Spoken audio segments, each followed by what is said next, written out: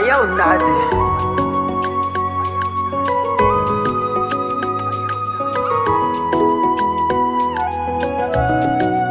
Mampalahelo ay mijalijali fanay fitiavanao le hitany fa iha mihitsy ro fa tsy tiany isan'andro mitomany fitehanao tsy darany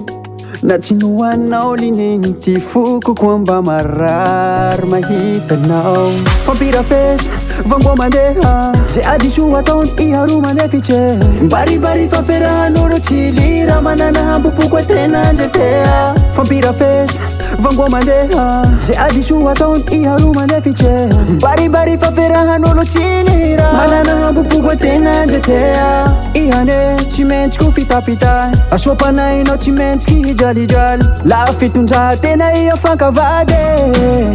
ka tititana korambe rambe la turuturu funo za watu muvuna ichabu katititana kurambe rambe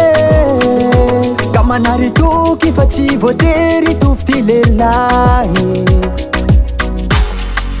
Maremi yanini merci lava fitiavana tao hiadana tsy forceva lafa tsy hoanjara andesiko amin'ny tontolo vaovao iha fitiava madio iha matoky iha baby andao zao araho ty foko tsy lavitsy anao fampirafesa vangoa mandeha zay adiso ataony iha ro mandeha fitre mbaribary faferahan'olo tsy lira manana hambopoko atena nze tea fampirafesa vangoa mandeha zay adiso ataony iha ro mandeha fitre mbaribary faferahan'olo tsy lira manana hambopoko atena nze tea ihane tsy mentsiko fitapita asoapanainao tsy mentsiky hijalijaly la fitondrantena iha fankavady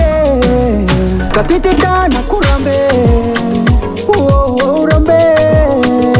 la turuturu funo za watu muvuna ichabu ka tititana kurambe rambe kama naritu kifati voderi tuftilelahi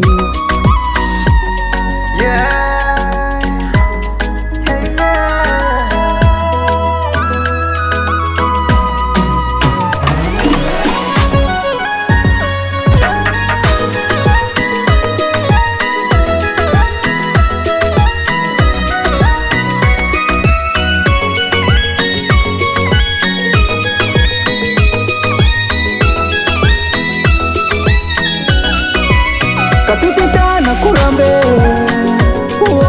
rambe